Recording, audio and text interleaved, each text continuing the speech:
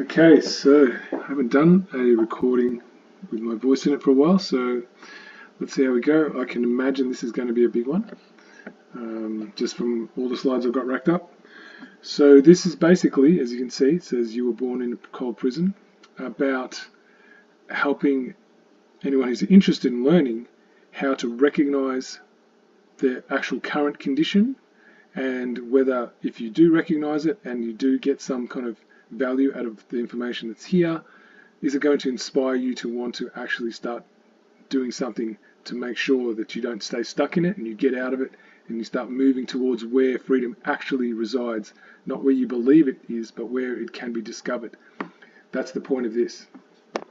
So the first thing that needs to happen is you need to recognize that you were born in a prison that you cannot see the walls to. Right? And if you cannot recognize that, there's no value in this whatsoever. That's the first. This is where we're starting, right here.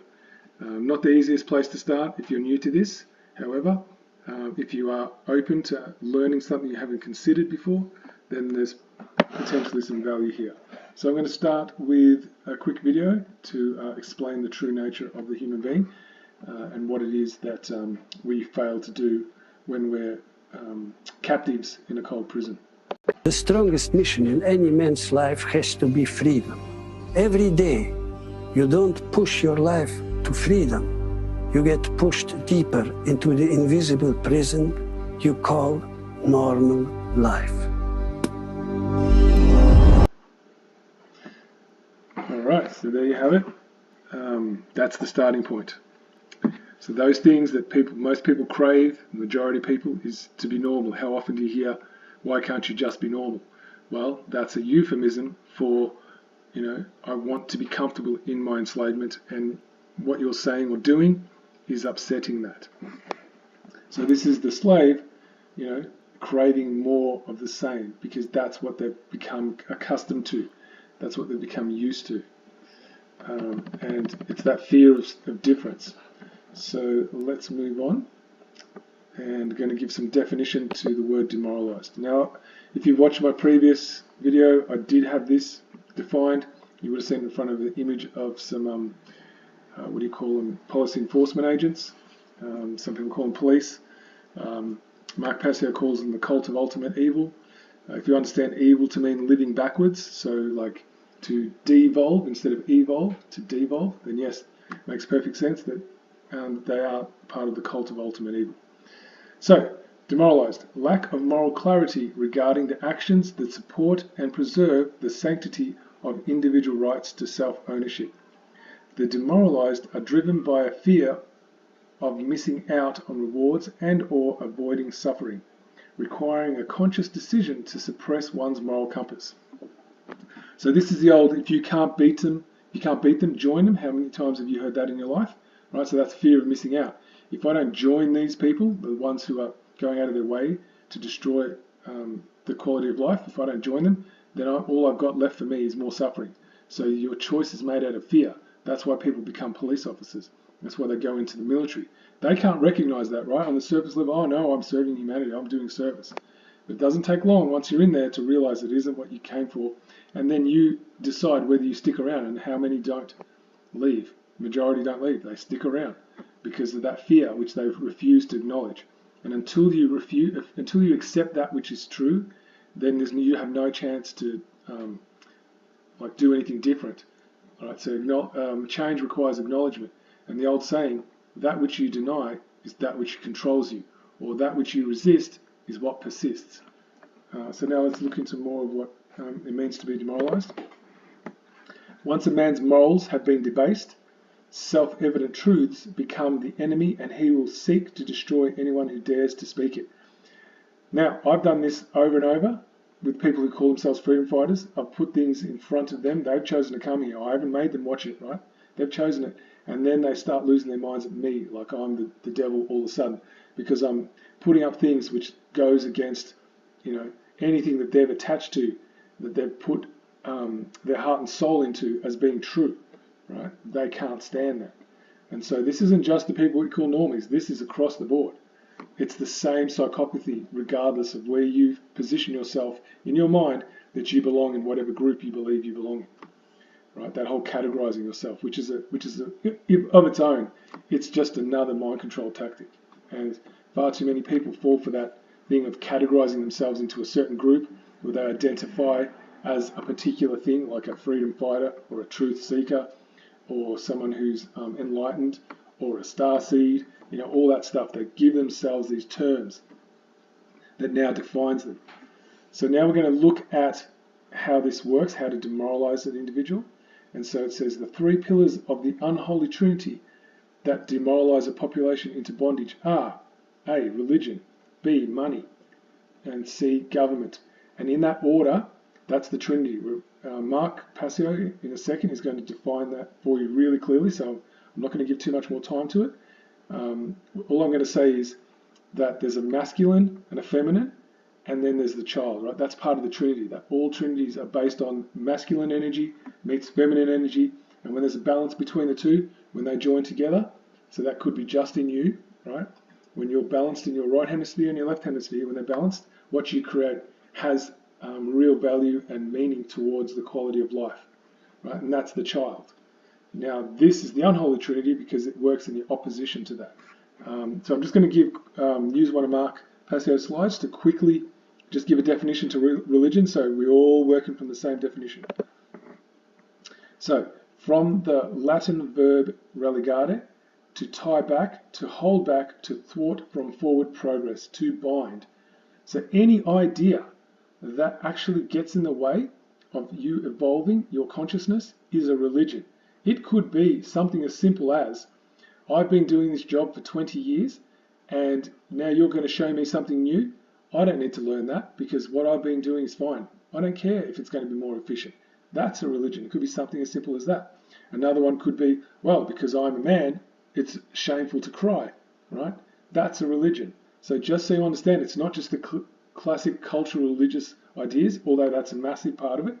It extends well beyond that. Anything that's going to thwart you from actually living into your full self, your complete authentic self. A system of control based in unchallenged dogmatic belief which holds back the progress of consciousness. So now I want to go into just a little snippet out of a short film from a guy called Charles Eisenstein. It's called Sacred Economics, and it just gets into the way money has been, appropriated, the intention behind it. So it of its own is neutral, but it's the intention behind it. So people can understand when Mark Passio explains the Trinity, this second part, the way that the feminine energy is used by having money act as its surrogate. So you can really understand how people can be so malaligned with their true inherent nature. So just going to play that now.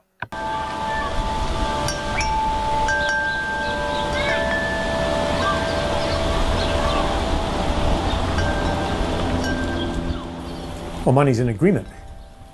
It doesn't have value all by itself. It has value because people agree that it has value. Economists will tell you what money does, that it facilitates exchange. You use it to count things and keep track of things. You write some numbers on a magical piece of paper called a check, and you can cause all kinds of abundant goods to come to your house. You could even cause misery for thousands of people if you are one of the highest initiates of the magic of money. Yeah, scarcity is built into the money system. On a most obvious level, it's because of the way money is created as interest-bearing debt. So anytime a bank lends money into existence or the Federal Reserve creates money, the money comes along with a corresponding amount of debt. And the debt, because there's interest on it, is always greater than the amount of money. So it essentially throws people into competition with each other for never enough money. Growth is another thing that's built into our money system. If you're a bank, you're going to lend to the person who's going to create new goods and services so they can profit and they can pay you back. You're not going to lend to somebody who doesn't create goods and services. So money goes toward those who will create even more of it. But basically, economic growth means that you have to find something that was once nature and make it into a good, or was once a gift relationship and make it into a service. You have to find something that people once got for free or did for themselves or for each other, and then take it away and sell it back to them somehow. By turning things into commodities, we get cut off from nature in the same ways we're cut off from community. We look at nature with eyes of it's just a bunch of stuff. And that leaves us very lonely and leaves us with many basic human needs that go unmet. And if you have money, you might try to fulfill this hunger through purchasing, through buying things, or through accumulating money itself. And of course now we're nearing the end of growth. The planet can't sustain much more growth. And that's why the crisis that we have today won't go away. Okay, so hopefully that's given a fair bit of context, depth, and maybe some clarity. And so now that that's been set up, hopefully now what Mark's about to say, fingers crossed, it's going to land as deep as it needs to. And the intention is that that's going to expand the conscious awareness for whoever's listening to care enough to understand why their action is critical and why it's so critical to understand which specific action to take. All right, here we go.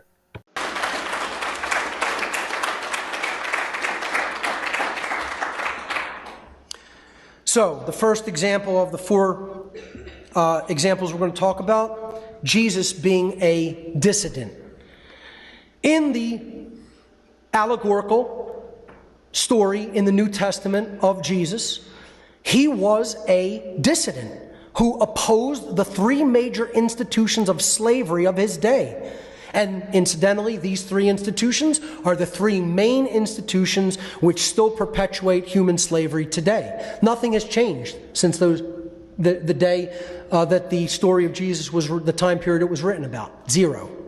Nothing has changed. The same institutions are in control of this planet as were in control of this planet then over 2,000 years ago. And here's what they are. I call them the unholy trinity. Religion, which is really the father figure of it all. See, people always ask me what's at the top in the worldly sense. Oh, are banks in control, Mark? Are the governments in control? Is the shadow government or deep state in control? No. It's a priest class. Those who are familiar with my work will understand this. The force of religion ultimately runs this world still to this day. They've just taken a overtly closed down role, a hidden role. They've gone from the overt to the covert. Okay? So they've gone into the underground, occulted realm, but they are still ruling from that occulted realm. The occult rulers of the world constitute a religious priest class, as I've talked about in much of my other work. But this is the father of the unholy trinity, because it is thought control. That's what religion is there to do, false religion. It perpetuates ignorance through blind belief. It's based upon belief, not search for truth, for the actual truth of the reality of the laws of nature. It is controlled by a dark occult priest class, and religion is the essence of all forms of mind control.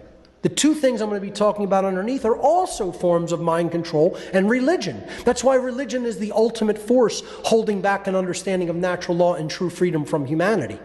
Because money, as I'm going to talk about in a moment, is also a religion.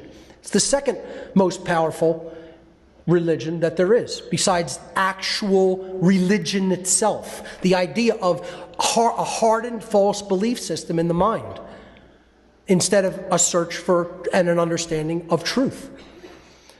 So religion is the basis of the old world order of slavery, so-called order.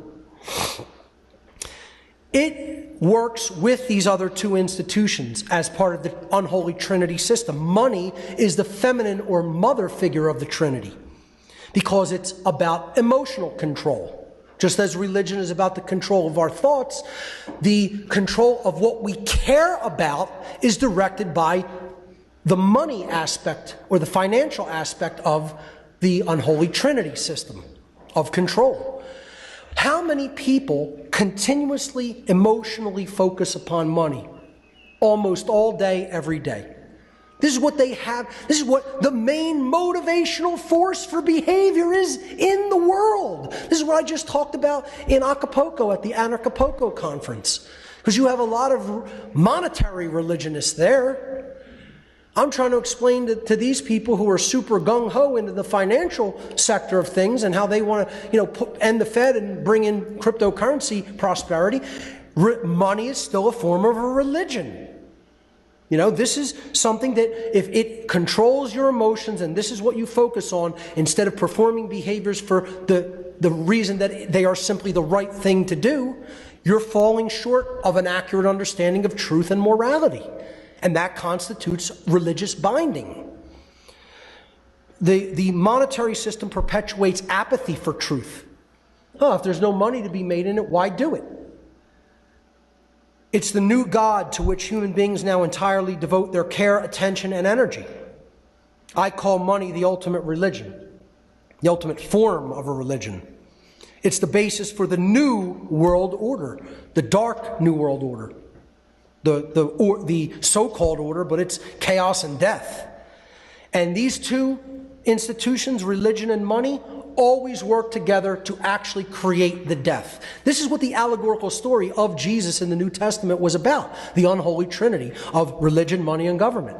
Jesus went against the religious priest class first, the Pharisees and Sadducees, as I'm going to be explaining, then the temple money changers, which was the fiat currency bankers of his day, and then finally the Roman government had him crucified at the behest of father and mother.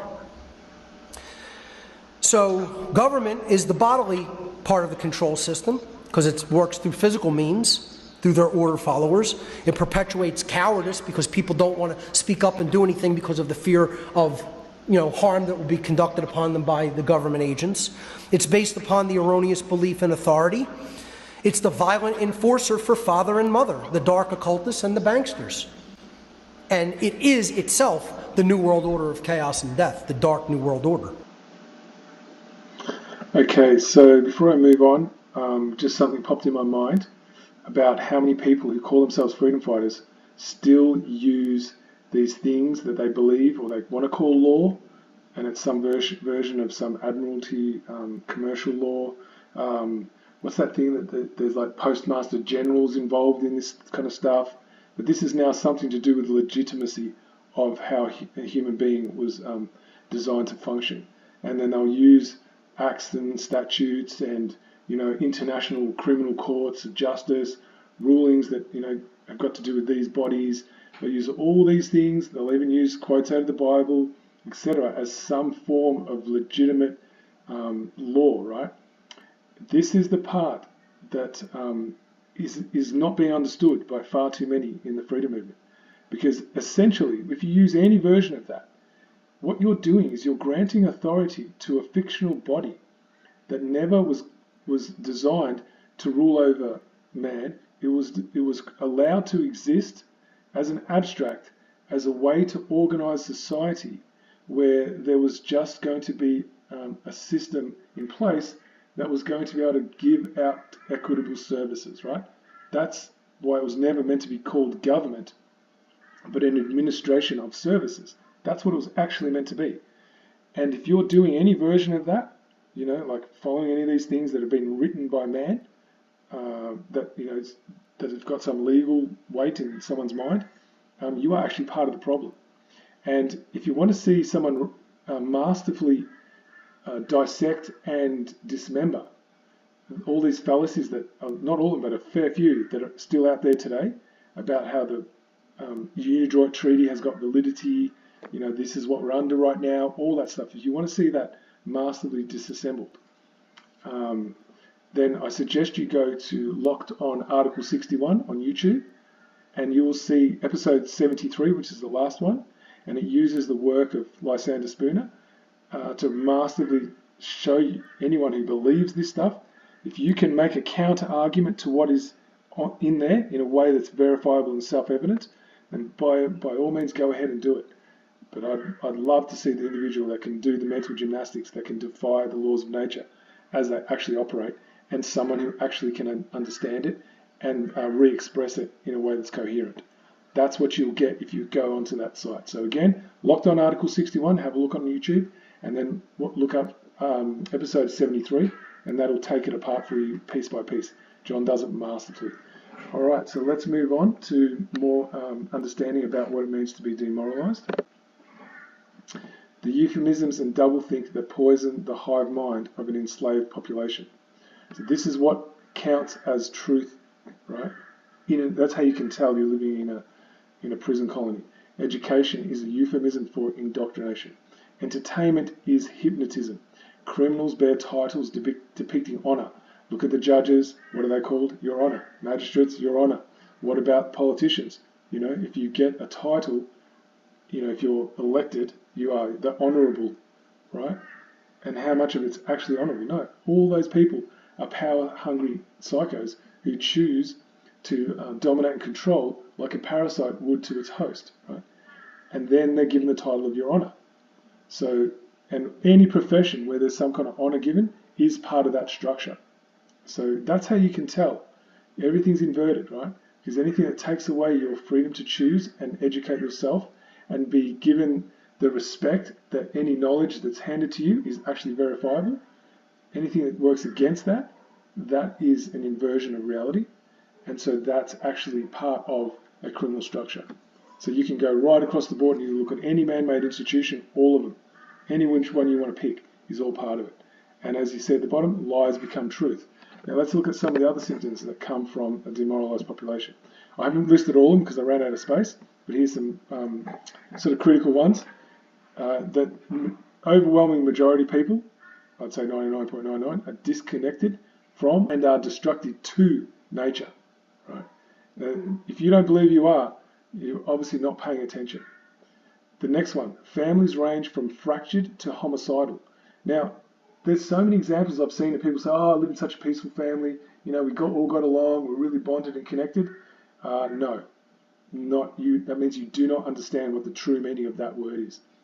Underneath all of those facades that people present, there's still these underlying unresolved tensions that exist. So that's why at best, a family that's brought up in captivity can at best be fractured, at best. The high end, the top end of that is when they're homicidal and they turn on each other. So they're the indicators, right? What about how often people numb out, right? How often do we numb out? We go on social media, right? That's your garden variety numbing out, or you're shopping, or getting involved in some hobby and just absorbing yourself into it. They're your garden variety numbing out, right? Then you've got the top end, which is the addictions, and the ultimate numbing out is the suicide, right? And these things are rampant.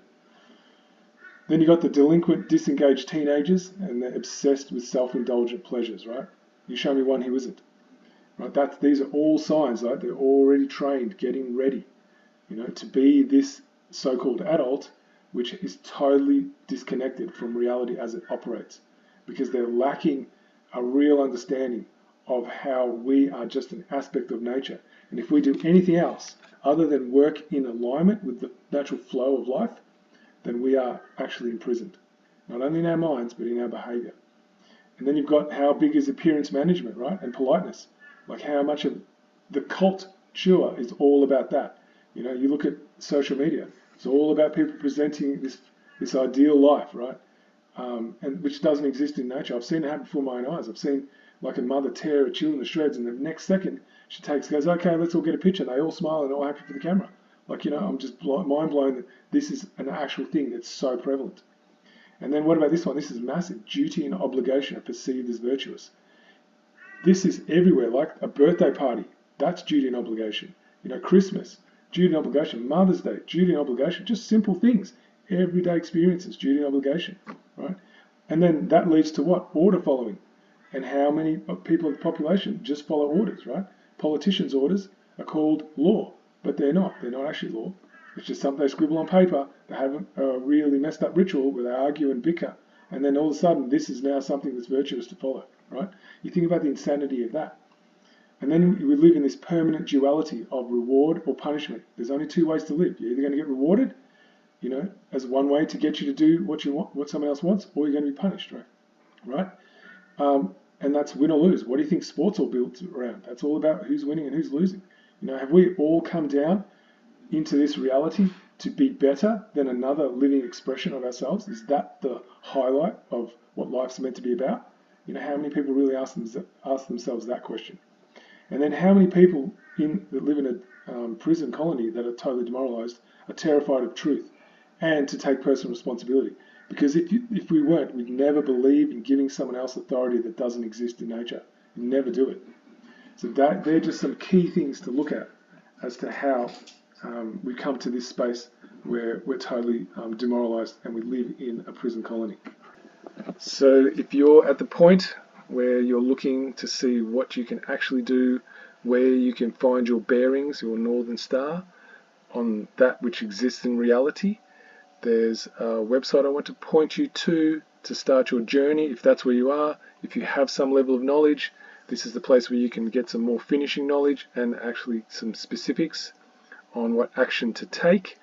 So this is where I'm going to point you to if you're definitely interested and serious. You know, it's not like still wishy-washy, oh, I'm not sure, you know, that kind of stuff. Oh, no, I still got to go down some more rabbit holes. You know, if you're in that space, not worth you watching on. If you have that level of real grounded knowledge that this is what you want to be doing now, is taking action that's based in self-evident facts, that has power, then this is what I'd point you to. The other thing I was going to say is that there's more coming. I've got part 2 coming. But before I do that, I just want to make mention of, sadly, far too many people still cannot speak in ways where they're speaking the truth, and the truth that exists in reality that we can all discover. Like the ancient Greeks, you know, they're not saying all of them, if they were government-minded, absolutely not, but those who actually sought after living free, the way that they actually educated their youth was that they understood that we have all the faculties we require to actually discover the knowledge that the universe has waiting for us to discover. That was their highest aspiration. That's the level at which we need to rediscover if we're serious about gaining freedom, right? So if that's where you're at, then definitely watch on. Okay, so if you're looking to find some kind of guidance about moral principle, and that there is actually a structure in place that was built on moral principle, where the system of governance, which just means system of public servants and administration of how services will be delivered to the people equitably in order to advance the quality of all lives equally. This site has got plenty on it. I'm just going to quickly, I'm not going to go too much into it because I've done plenty of other videos about that. But here we go, it's already standing on principle. You can see that unifying our community. It talks about the 1901 Australia Crime Punishment Manifesto, which is the 1901 Commonwealth of Australia Constitution. So it talks about why that's a fraud and how that's just more enslavement. And then you've got participate in our police letter campaign. If you want to do that, you can click on that, take you right there. Subscribe to the mailing list. As you go back up here, you can see all the different places you can look into. And so anyway, that's for you to discover in your own time, but just giving you a resource. It's magnacarta1215.com. There you go.